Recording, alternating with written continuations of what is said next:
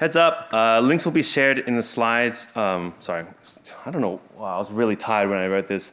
The links will be shared that I'll be talking about in the slides. You can take a photo of it and look it up later, or be on the lookout for a Blue Sky post that I'll put up with everything in it. So you don't have to be like, oh my God, he went through the slide too fast and I didn't see it. Don't worry about it, we got it covered. If you see in the bottom right corner, that's my username. If you want to know the story about why it's the boy of cheese, ask me later. It's not as interesting as you think. Cool, let's go. First of all, who the hell am I? My name is Benjamin E. I'm the art director at Summerfall Studios. We worked on Stray Gods, the role-playing musical, the DLC for it, Orpheus, if you haven't played it, Bing Bong, it's a good time. And we're currently working on Malys, which is right now in early access.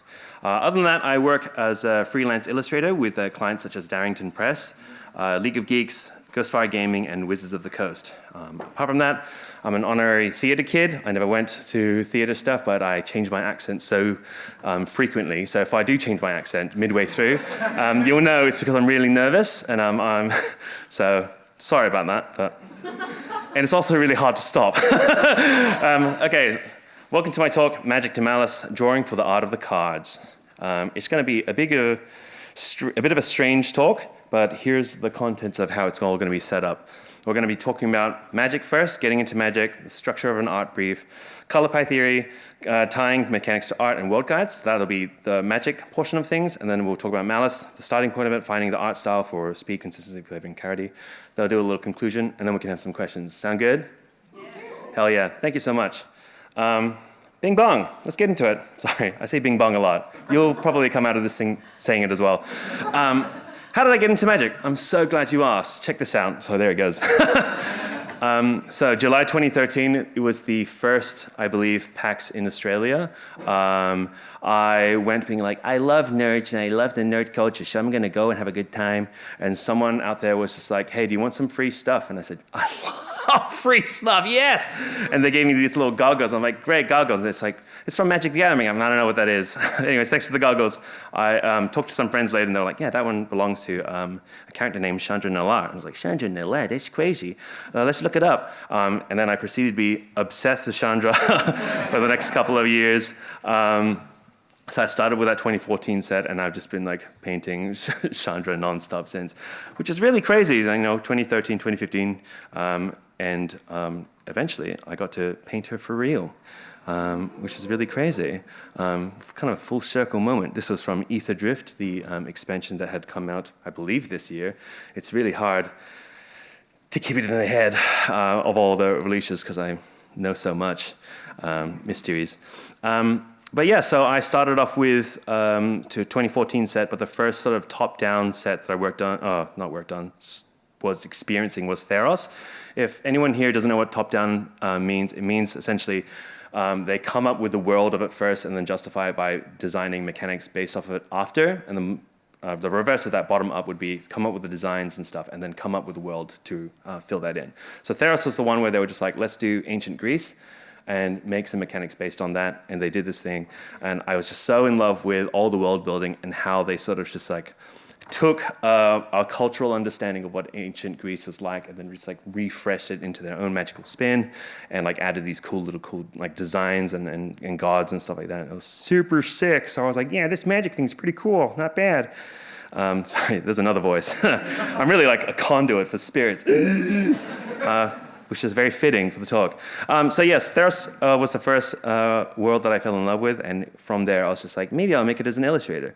And I did a whole bunch of these paintings where me and my friend would send each other art briefs. A couple of these were actually, we had a little game to ourselves where we would take an existing card, not tell the person what card it was, and just like break it down into like what the art brief would be.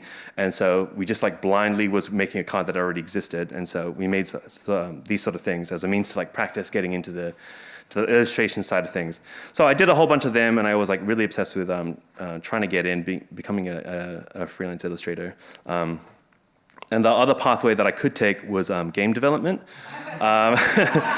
And both of these careers are extremely challenging to get into, so I was kind of just like, I'll just do both until I get into one of them.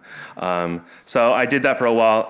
It's a whole nother story, which I'll get into later, or another thing, but that's where it was. So now the question is, how did magic get into me? I'm glad you asked. Not like that. Here's a little email that you can send to. It's artdrop@wizards.com. It's essentially their like email that they have all these artists like dump their portfolios in and be like, hey, I would love to work with you. I love these, blah, blah, blah. Here's my work. Try to keep it as simple as possible because they've got a lot of people to churn through. But it's essentially like you throwing your name into the lottery ticket. You know what I mean? Like it's unlikely that your work will be seen immediately. So you should be updating them every, say, 6 months to 12 months, being like, hey, here's some more work that I've done. Hey, here's some more work that I've done. Essentially, like just try your bets in it. But this is the official way to sort of like get into it. But I was doing that and I was not getting anywhere, so I was unfortunately in the fogs of game development for a while. And it did feel like this, by the way. This is exactly how it felt like. So I was doing that for a while, just doing game development stuff. I did some work for a place called Appster and then WiMAC and stuff like that. Eventually I got my job at Summerfall Studios. And so I was just like, okay, this illustration thing, maybe it's just something I do in my spare time. It's no longer like a career thing. That is until I got a little email, which is crazy. It was from Tom Jenkett, who is a senior art director at Wizards of the Coast. And when I first saw it, I was like, that's fake. Who's named Tom Jenkett? That's so crazy. So I Googled and Googled and Googled, and I was like, no, actually, this guy's seeming pretty legit, actually, and which is super crazy. So yeah, and they essentially came up to me and was just like, hey, do you remember these pieces that you did in university era that were like fan art for Dragon Age Inquisition? Back in the old Tumblr days. And I said, yes. And they were like, can you do that again? And I'm like, yes. Because it turns out they needed it for their newest expansion that was going to come out in a year called Strixhaven. And they wanted these like mystical archive looks where it's like strong geometric shapes. What they called illuminated manuscript was the art style that they were going to go for. But there's this like idea of like abstraction and stuff, which was crazy because that's not the work I do nowadays all that much. But they saw that work that I did all those years ago and picked me up on it. So friendly piece of advice, just share your art, wherever you can, because you never know, it might clip you in the knee 10 years later. But yeah, so I got started on Strixhaven stuff. First card, Infuriate and Tainted Pact.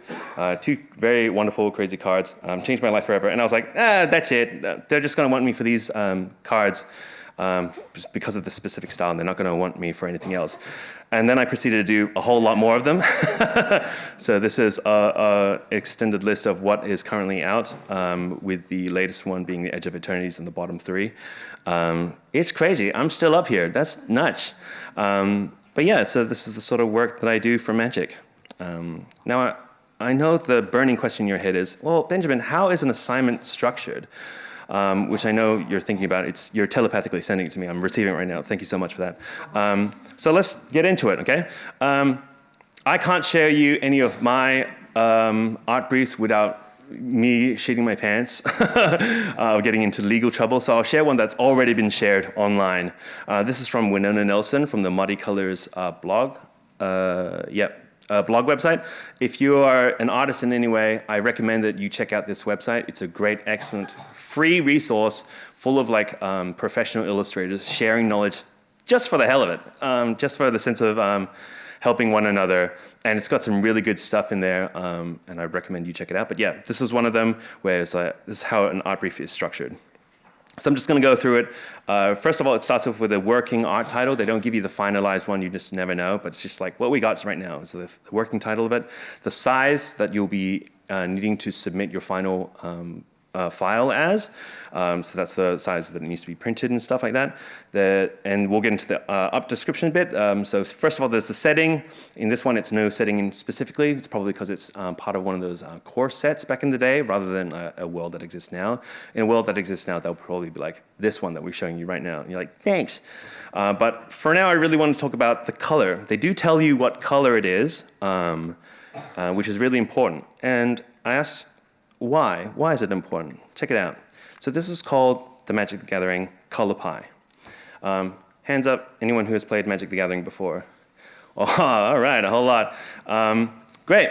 Well, for those who did not put their hands up, these are the 5 sort of main factions that have been a lot more since. This game has been around since 1993. It's as old as I am. So this is the 5 basic colors, and there have been more things like colorless or whatever, different designs and stuff that have come since, but these are primarily it, right? And they're very important. We got white at the top, blue, black, red, green, they sort of dictate a whole bunch of stuff, which is important to know. So this is a little screenshot I took from this YouTube video, The Mechanical Color Pie Explained by Dice Try. Basically, it's really important because not only mechanically do they serve the purpose of what sort of mana that you're, or like the energy that you're using in a game, but it also describes a whole bunch of stuff, including the philosophy and the behavior and the beliefs of a faction. There's a strong sense of like, this is what the card sort of, this is what the faction values. And through that, it also ties into the mechanics of what that card color tends to love to do, right?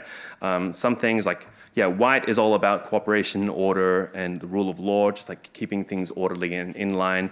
And their whole thing is unity and peace. So naturally, their mechanic would be lifelink, in which you retrieve life and bolster yourself and heal yourself. It's a sort of like philosophy.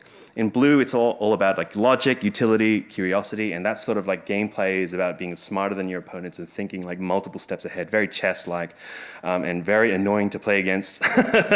But their cards, their mechanics are usually like card draw and scrying. They're like about how do I learn the most information that I can to use that against my opponent, right?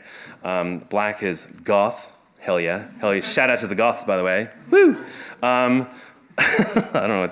Anyways, so black is all about like power and ambition and just generally goth dark stuff, right? Which I love. And their stuff is like, yeah, death touch, killing things instantly, menace, being super intimidating and super big. But they're all about the understanding and value of propositions and deals, right? So their cards will be like, you get to have this extremely huge monster fight on your side, but it will take 2 life from you every turn. And you have to like evaluate if it's worth it or not, right? It's like making the deal with the devil of just like taking power at a cost.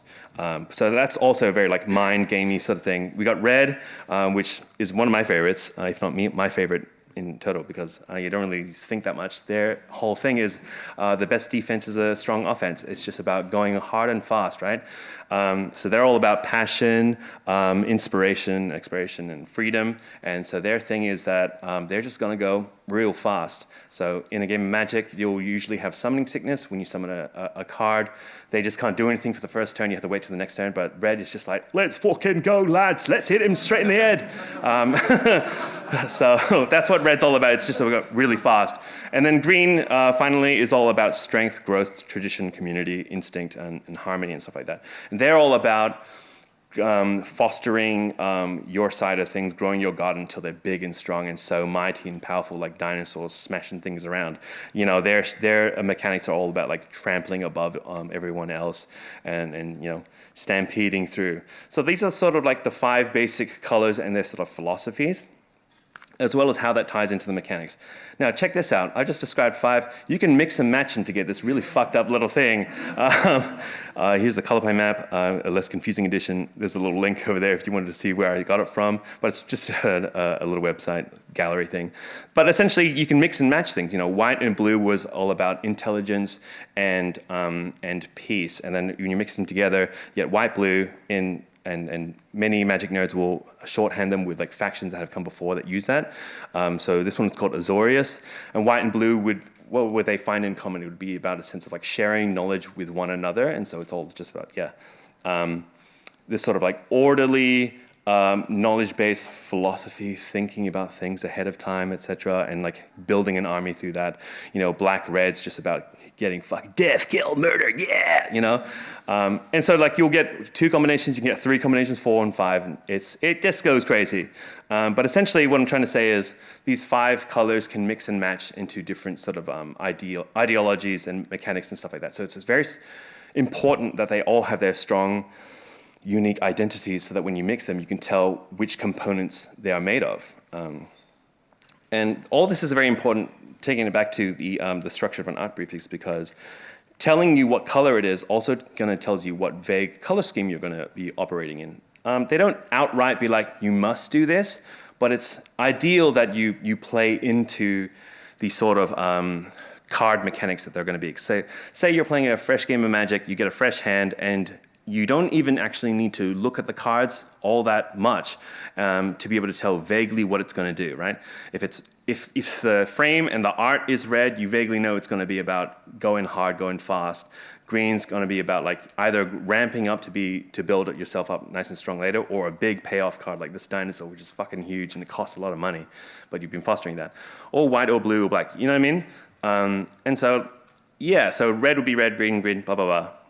White tends to, because like white and black tend to be devoid of saturation, they'll usually lean into yellow, or for black it would be purple.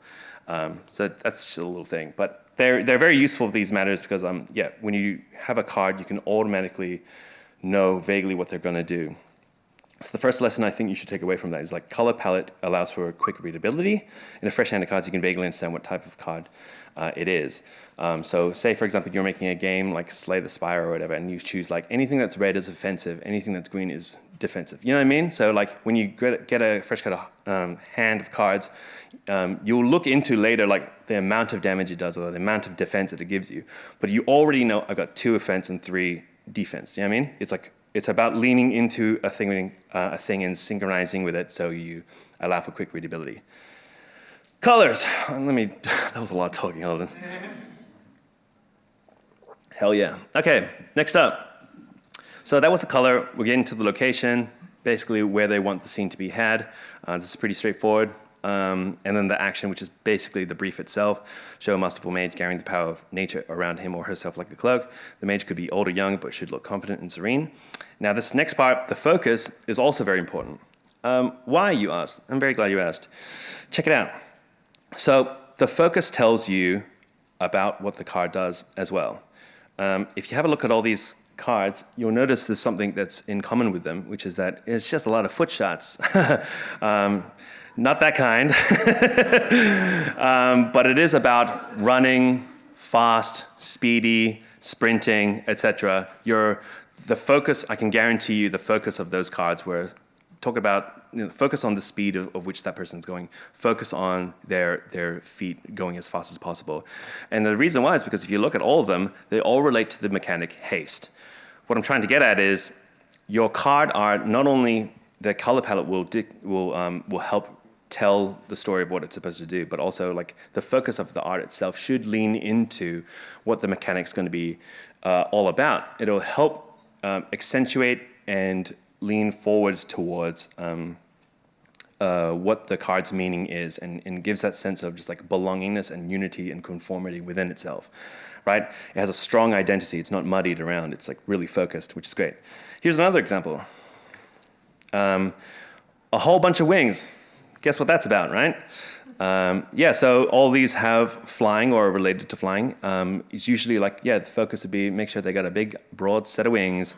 Otherwise, make sure that they're flying in some way, or otherwise, in this case, fly. There's no wings and they're not flying, but they are jumping really far, right? So like, it doesn't need to be so literal every time that it has to be like, it's gotta have wings. Though most of the time it's just the best shorthand way. But primarily, it would be something like they have to be mid-air, aloft in a dynamic pose, like they're jumping or something like that, and that will communicate what they're about to do. Fun fact, actually, a question I get asked a lot is whether or not magic artists would know what the card does. No. But you do get a vague understanding of what it's going to be through this.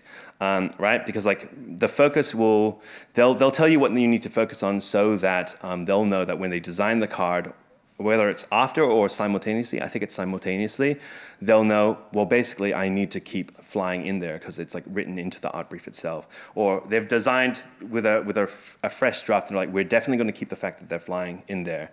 So we hire the artists and make sure that they focus on the wings, etc. Right? Final example. Here's a slightly more complicated one. What do these have in common? Yes, that's right. They have double strike, and if you notice in all of the art, there's 2 of something in all of them, right? With the Temur Battle Rage, he's got the 2 flaming claws out, Disciple of Aroas, 2 swords, Duelist Heritage, sword and a dagger, 2-headed Cerberus, 2 heads. Do you know what I mean? So that's what I mean by like leaning into the mechanic via the artwork in order to synchronize the meaning of what it does. And that's really helpful. So that's another tip that I have for you is have visuals that justify the mechanic. If you can, synchronize the visuals of the design to minimize confusion and strengthen the effect. It's more than just flavor, it's consistency. Here's a little picture of Tiamat when they did the collaboration with themselves. Wizards of the Coast did MTG with D&D, and they combined them together. And you got Tiamat with all 5 colors on the top and then all 5 heads as well. Very fun. But yes, most briefs will often refer to pages in a world guide. What's a world guide, you ask? I'm really glad you asked. I'm also kind of not, because I can't say shit. Sorry, wizards, don't kill me. No, I can't share any of the world guides that I do have, but what about if I describe it to you instead for the images that I found online? Legal, it's all legal. Looking directly at the camera, it's legal. Here are some pictures that I found. So essentially what a world guide is, it's an important document to align that everyone involved. It's for writers and illustrators, so they'll vaguely get into story stuff as well. And they provide vibes and story outlines so everyone comes across and knows exactly what it's about. And it's like, how do you like upload and download information about an entire world altogether? And this is what this is for. Including in it are visual references for factions, environments, and general visual motifs. So you can see here it's a whole collection of things. You've got Theros in the top right. I think you've got Innistrad on the bottom left. Bottom right, sorry.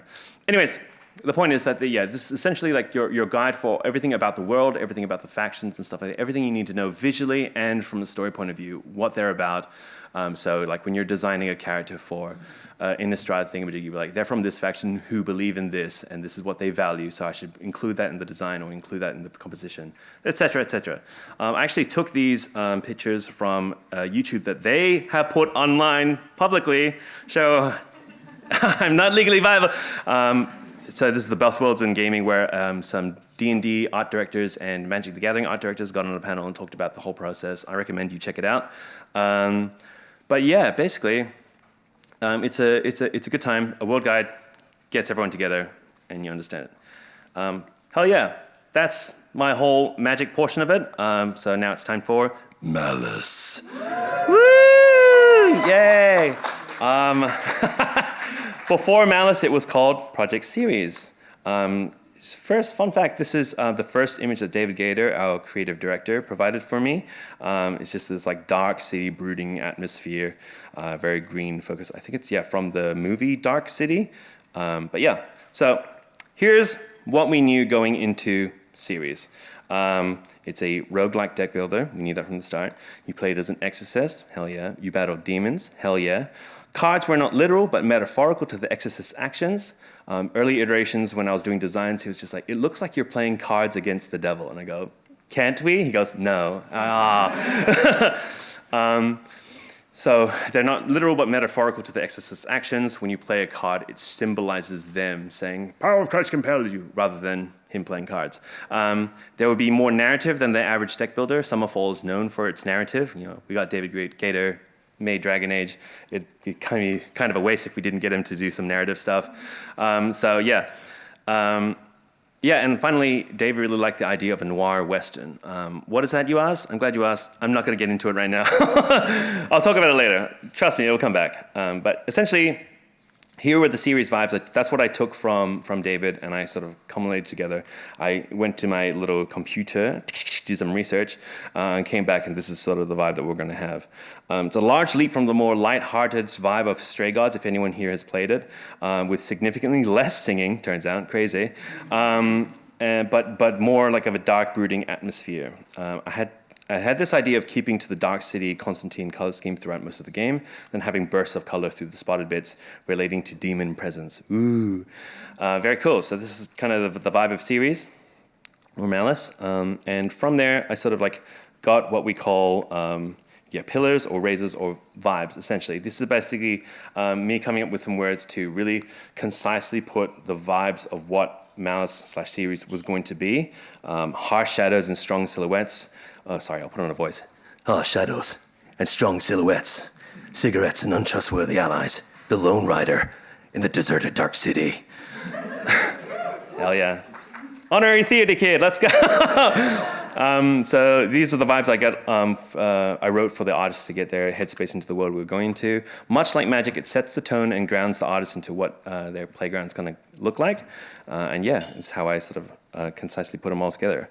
So now that I got out of the way, let's talk about finding the art style. This is a doozy. We're going to be talking about design for speed, consistency, flavor, and clarity. Speed is going to be a big portion of this. So bing bong, strap yourselves in, because that's the first one. Part 1, designing for speed, not the drug. I don't know why I said that. I implemented that into your heads. I didn't, anyways. So series was a roguelite deck builder, which means there would be decks, which means there'll be cards. We're going to need a lot of cards. We still had no idea how many cards we could design or aim for, so I just had to make up a number, and I chose 300. Say 300. I had 6 months. How am I going to do 300 cards in 6 months? Wow, what the fuck? We don't have a lot of time, so we needed an art style that would accommodate for it. It would allow us to be really quick and essentially just like shoot them out, right? Because I knew from my work from Magic, full illustrations takes a lot of time. Magic illustrations could usually take around 6 to 8 weeks per illustration. Not just the head to the grindstone. That's how long it takes. It's including stuff like factorizing the production side of things, like emails sent back and forth, review sessions held by them, and but it essentially takes about 2 months, right? But even if we did condense it to the raw hours that I would be working on it, it would still be like a week or two, a week and a half maybe, for each illustration, which is too much. And even the sketches that I usually do for Magic would take a lot longer than I needed to. I had to be faster, and I needed it to look intentional. So first, we tried iconography. My initial thoughts were to lean into iconography, saying more with less. Leaning heavy on the Wind Waker and Hand of Fate's woodcut art style, so trying to be really like representative of things, trying to lean into the whole idea of things being metaphorical. But it turns out iconography required even more time. Turns out when you have less to work with, every choice needs to be precise, right? Essentially, instead of full illustrations detailing a scene, you can kind of get that message across. You had to be, you're a designer, right? You're designing things and you're honing things to the art to perfection in order to communicate effectively. It would take way too long. As well as that, the style could work well with items and stuff, for sure, but remember, cards were literal, and were not literal, but metaphorical to the exorcist actions, and there would be more narrative, which means there would be heavy emphasis on scenes. It would not be enough to just have items. We needed to tell a story with the pieces as well. We needed to show a scenario depicting the exorcist undergoing an action, and the woodcut was not going to cut it. Oh, yeah.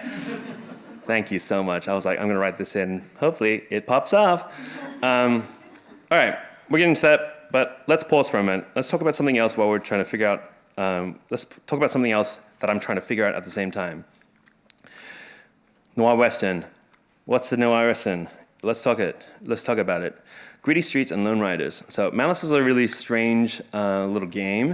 It was what we called a Western wearing the face of a noir. What that meant was, although it took the setting and aesthetic of noir, its roots would be baked in the Western sort of genre. You had the story of a lone rider, an anti-hero who helped the helpless, but was otherwise driven by a singular focus, revenge or perhaps penitence. We had to find other commonalities between these genres, and if you look carefully, you can see it littered throughout the game. It ended up being an interesting little seed to make our exorcism game feel a little different and unique, which is really good, because lots of games about demons and stuff, so we had to stand out, and I think this was a fun little way to do that. But yeah, Noir Western. But in particular, one of the references that we had, which was Sin City, I was hyper fixated on. I locked into it. In particular, it was one of our great influences visually for what we wanted the noir to feel like. Muted, high contrast, high impact, dangerous, lonely, and very noir. I knew I wanted to have shadows feature prominently in our games, and this solidified it. We were going to go to comics. And it checked out, looking into other like Western comics, seeing if they also could implement this like black ink style, and they did very easily. It turns out, when you got a harsh sun above your heads, you create some really harsh shadows, and like interesting bold shapes get taken from it. So it leans actually quite well into the comic book style. Thumbs up. This is the way to go. Additionally, with Jess's line-heavy inking style and previous experience with Stray Gods, it just made sense that we would return to comics as an art style source. But it was definitely going to be different from Stray Gods. It was a much darker story and vibe, after all. But how different? We needed a goal to aim for. So, on pause, here we are. We're using comics now to hit the noir Western vibe and to play to Jess's strengths, but we still haven't solved the speed issue. Comics, by the demands of the industry, are faster to make, but even then they have teams of people working on pages and panels. And I needed something that both Jess and I could do between us. Check out this little book, Framed Ink. Yeah, bing bong.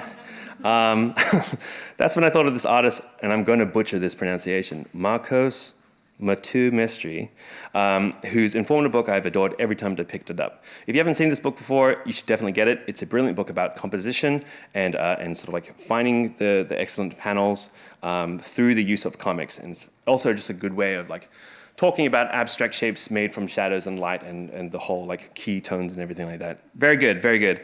But more importantly, it was a scratchy ink look that I was looking for, if you can see here.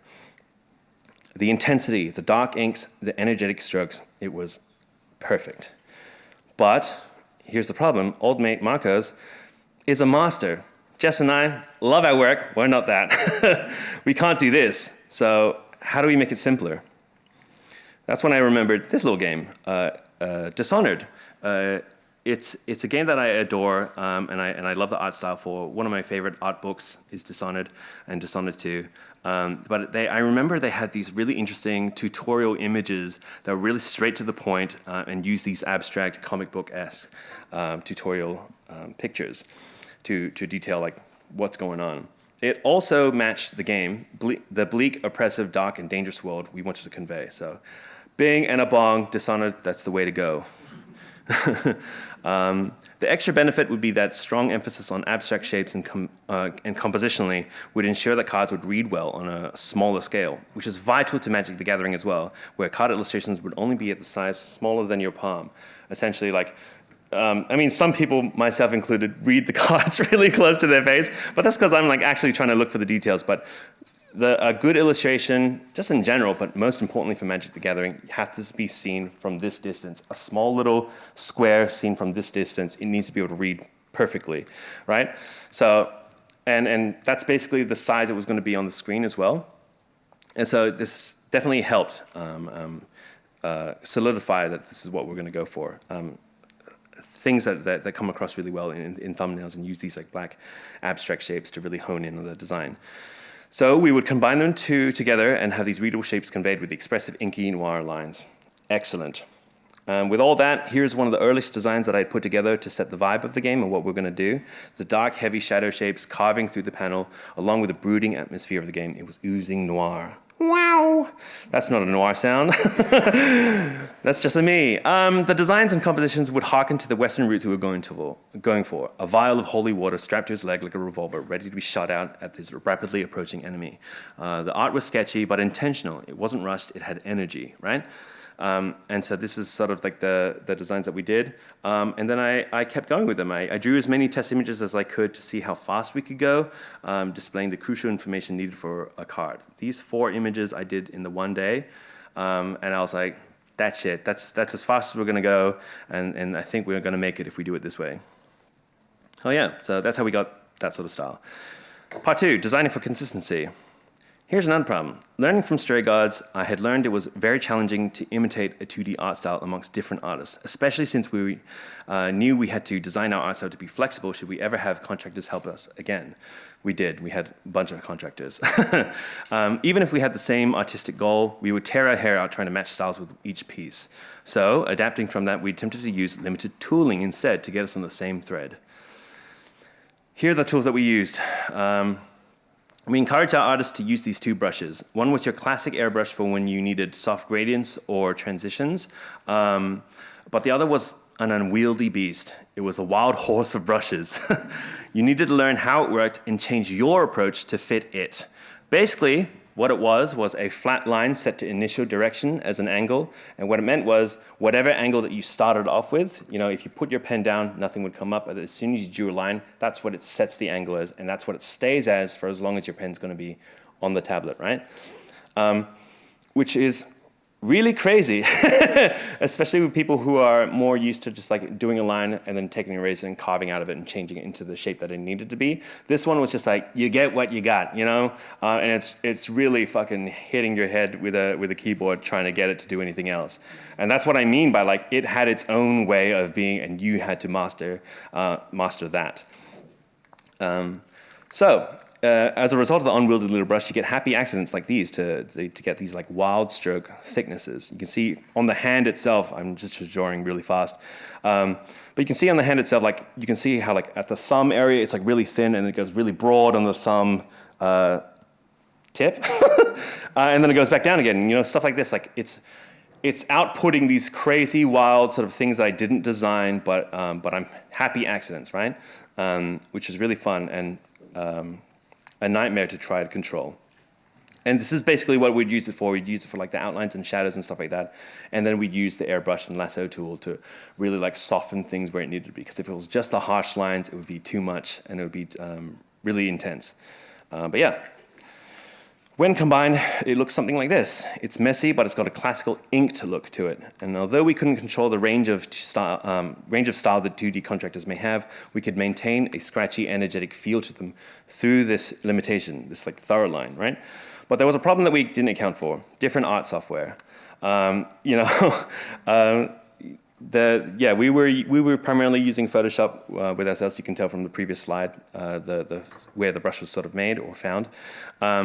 But not every art software shares that same sort of functionality. And so we have situations like this, for example. So the first two, was using it the way that I had intended it, but the third one is different. And that's the fault of it, right? If you have this thorough line that connects all the work together, it's really jarring when you have one that doesn't. I can really tell the difference, but to most people, maybe they won't be able to tell the difference, which is good to hear. But yeah. So that's a thing to be careful of, like making sure that you're taking into account of when you're doing stuff like 2D art being an important part of your game. Make sure that you're remembering different art software and different limitations people may have with using it. We all know that consistency is important to make something feel cohesive and purposeful. Looking to my time at Strixhaven, I asked myself how the art directors planted the seeds of consistency within themselves. One of the things that they had us do was we shared a pool of resources to grab from. But more importantly, all the references shared the same visual motifs. These geometric shapes, dotted patterning, and non-realistic perspective to lean into graphical composition. So I think that's the sort of key of it, right? The limitation is the key to consistency. Follow within this and try to achieve this, right? So, excellent stuff. I'm going to take a little sippy. In addition to styling, we added a time pressure as well. It served two purposes. One, it kept the pay fair. We could only afford this amount per illustration. So if we're like, spend this amount of time, if you work any overtime, you'll be working for less, essentially, every time. So like, keep it to that. Make sure you're being paid appropriately, or being paid to the money that you had agreed for. But it also encouraged artists to be messy. Perfection was not the objective, energy was the point. When I worked on Stray Gods, one of the things that Liam had told me was just like, was that it's harder to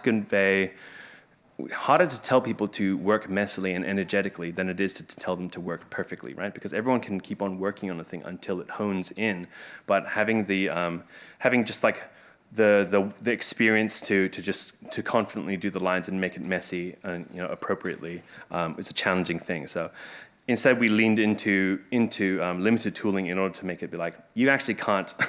It's really insanely difficult to perfect it the way that you want it to be perfected.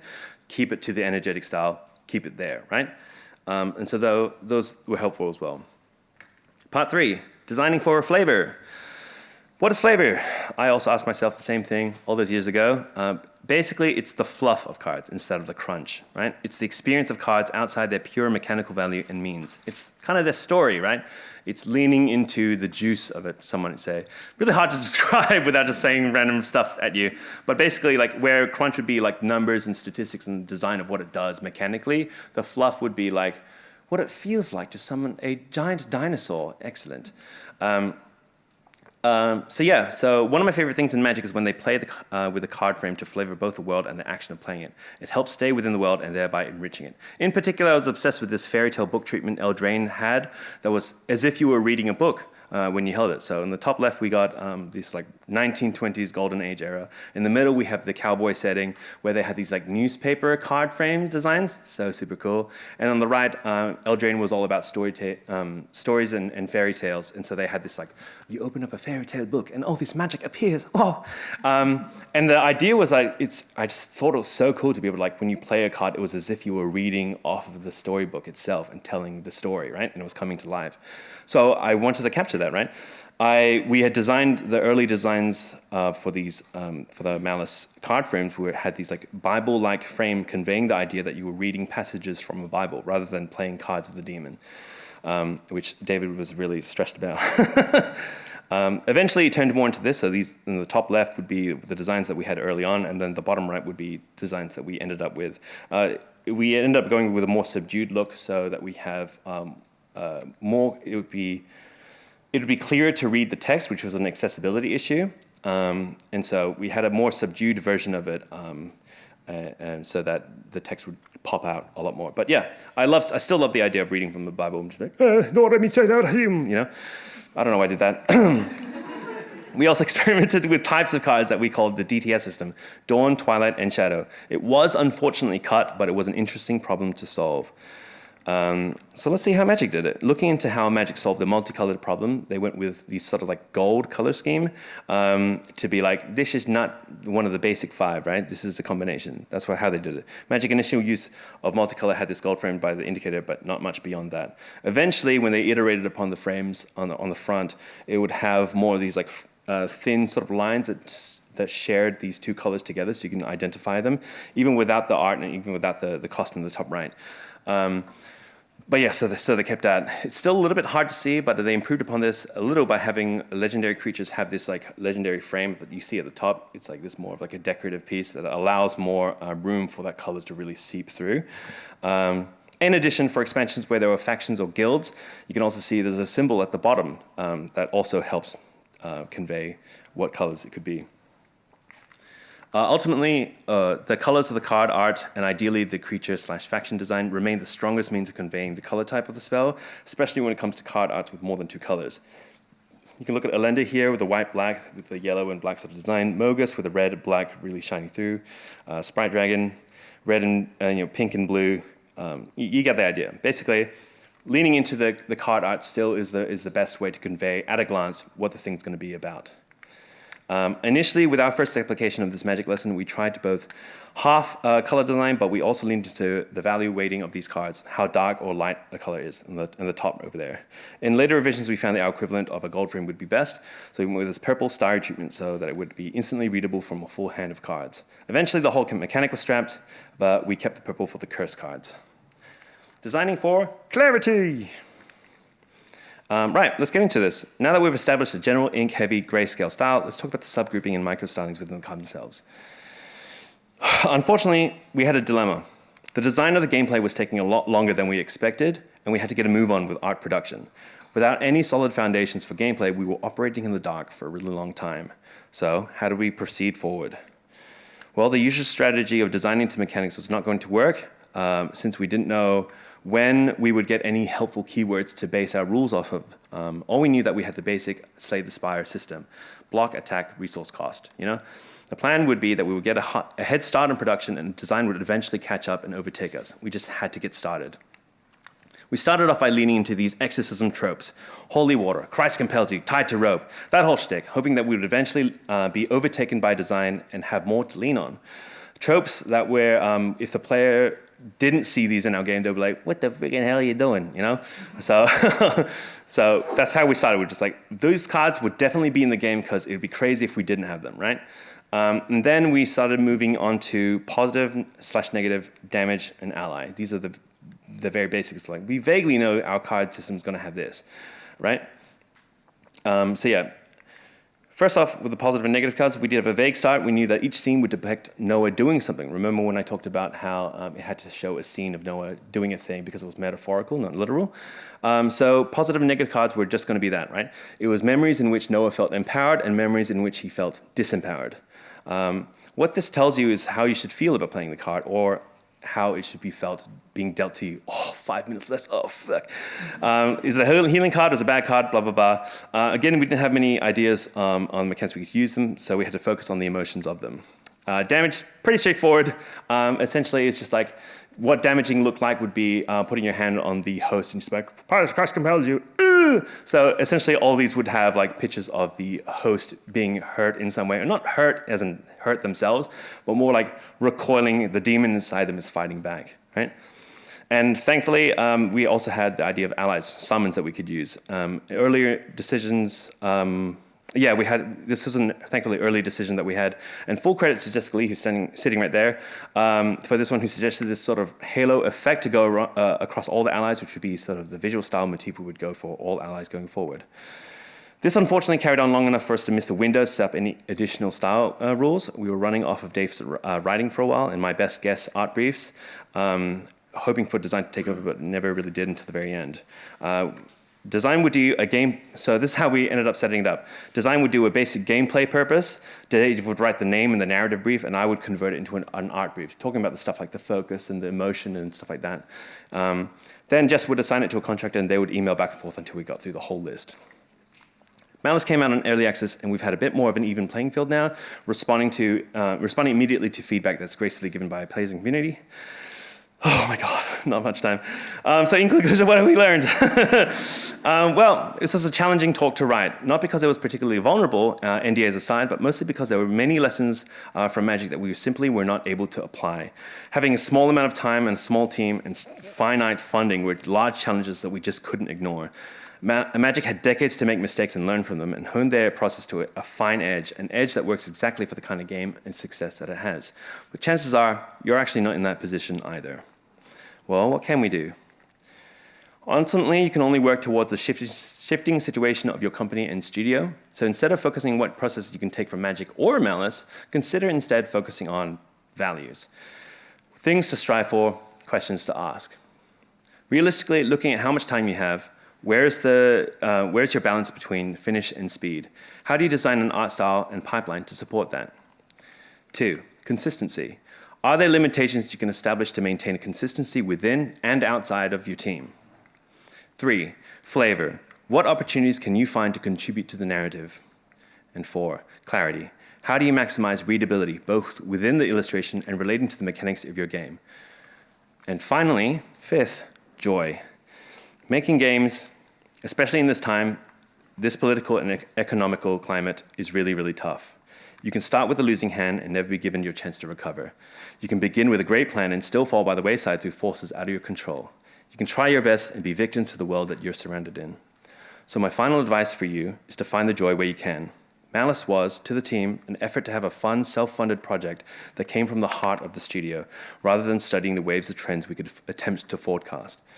It ended up being a lot of send-offs and a closing project for many now ex-Summerfallians. And at the end of the day, all we can hope for is that we made the experience an enjoyable one. So never lose sight of why you're making games and why you're making art. Because no matter what you're creating, it's worth doing. Thanks.